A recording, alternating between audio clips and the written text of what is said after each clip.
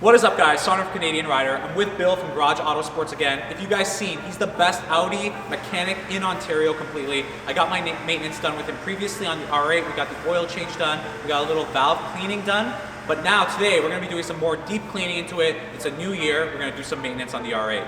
Bill, what are we doing? So what we're going to do is basically pull the engine apart, take the upper intake manifold off, and get in there and do some walnut blasting and some manual cleaning. Right. Especially because my car is about 10 years old now. It's got only 43,000 kilometers on it, but it's never had this cleaning. So I do want to go ahead and get that done. Bill's going to show us step by step how we're going to do that the proper way. I don't got a job, but I'm getting paid. City next son, check the accolades. Never act afraid. You can ride a boat, but I'll crash your waves. Come and get a taste. Oh Lord, she feeling the more. I hit it to leave, no feeling remorse. I'm feeling myself. I really need more. You got it on lock while I'm breaking the door. Basically just disassembling the intake system, getting the air box out of the way so we can start loosening off the intake manifold and get it lifted out. He's going to take all those pieces off, and we're going to do the intake cleaning and the walnut blasting. That's part of the reason why we're doing this first, is because we're going to do the oil change later. So if there's any blow by, anything like that, it'll be caught off in the oil change. So after this, he's actually replacing the air filter as well to a K&N air filter, and we're doing the oil change and oil filter replacement. So we're just quickly inspecting the ports here, seeing how bad the buildup is. It's not actually too bad, but there is definitely enough to get in there and get rid of. Clean it up. Okay, Yeah, we're going to take a look. Yeah, so I'm going to pull these dividers out here, and that'll Sounds give us a good. better look at the ports. So that's good. It's been maintained, or at least cared for. Somewhat. The maintenance cleaning we did last year probably helped with that. Yeah, we can actually see port. It's not all just carbon, so Right. we're better off than a lot of others. Right. We'll say that.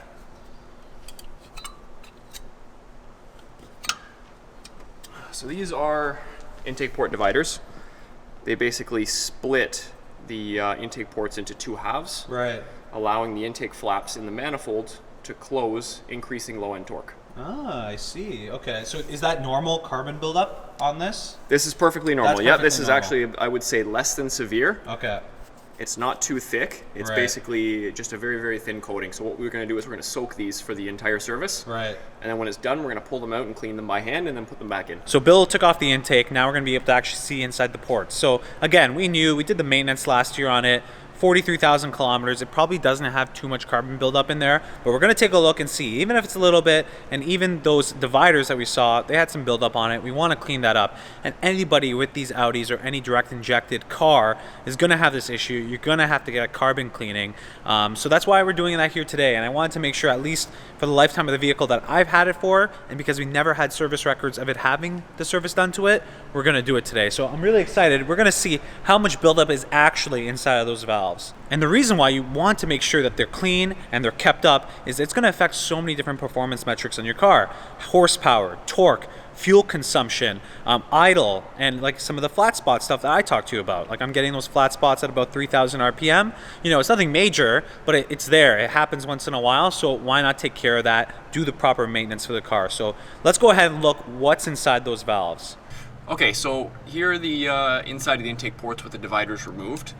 You can see this is the problem right here, the excess of carbon buildup around the base of the valves, around the stem. As I said before, the walls are not too bad. It's a uniform coating, but it's not too thick. Our main problem we're going to want to be solving is that one right here. Right, It's I see quite that. thick carbon buildup there. Okay, so this one's in decent shape, looks like, but it really is like, okay, so some of them are more decent than others. Why is that? Port flow, intake flow is not 100% linear. It's not 100% uniform, Right. should I say.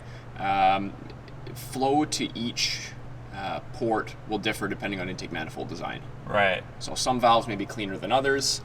If we swap over to this one here, you'll see that the port itself, the walls are fairly clean. Right. You can actually see metal, Yeah. but the valve stems themselves Have some buildup. have buildup. Very cool to see that. It Yeah. all depends on the intake air distribution of each engine. Right? Interesting. So that is different condition than that, and this one here is by far the worst. If I can get my camera focus there. Yeah, and this one's the worst one because look at that buildup there. I'm basically going to be climbing all over the back of your car. I'm going to get in there with a set of special picks that we have here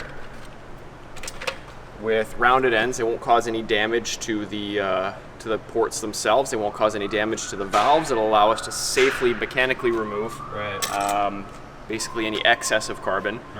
Once it's all scraped at least uniform, we can get in there with the Walnut blaster, which is down here behind you.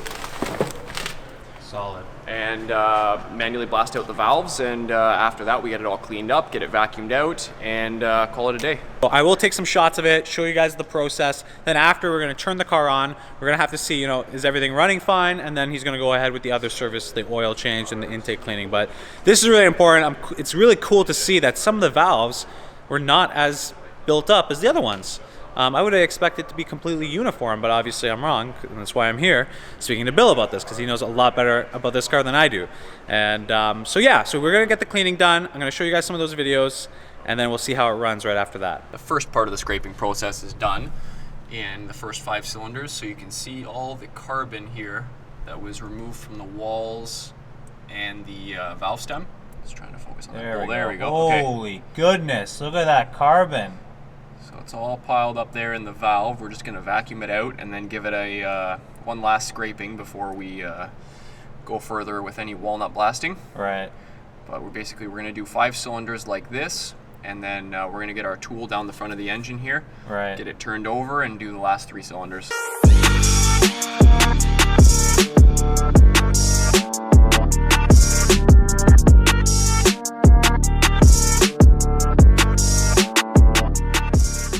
Quick after shot, quick peek of how it turns out after blasting.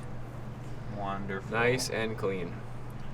Sweet. Okay, so now should get much better performance, fuel economy, all that jazz basically. Well, it'll be minimal, but it'll definitely help with the stuttering, I think, once we get all of them done. Absolutely. All clean.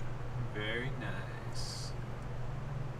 No more carbon, no more oil, no more junk. So typically, like, let's say for these engines, I know a lot of the S4s and S5s have the same problem. Yes. How often do they need to typically get this maintenance? We usually recommend anywhere between 60 and 100,000 kilometers. You at least have an inspection done. So we do have a camera we use to go in through the throttle body and basically inspect the ports, see if the service does need to be done or not.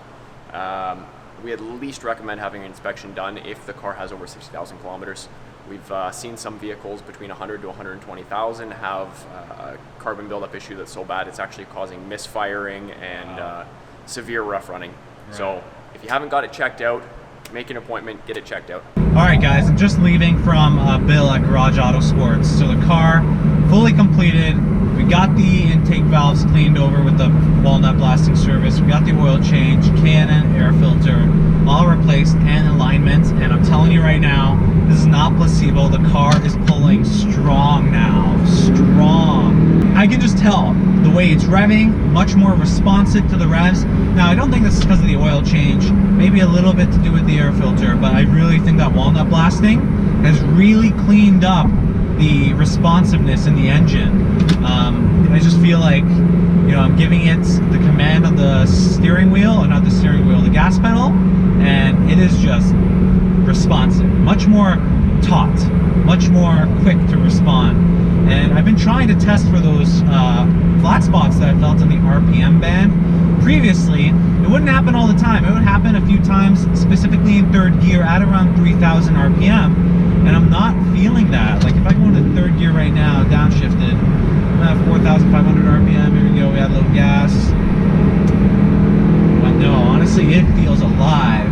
The car really does feel alive right now, which is really, really cool. So I'm really happy with it. I'm just gonna go ahead, I'm gonna go back home, make sure again that everything looks good around the car. The car did get an alignment at the dealer. I took off my camera for whatever reason, wasn't even recording.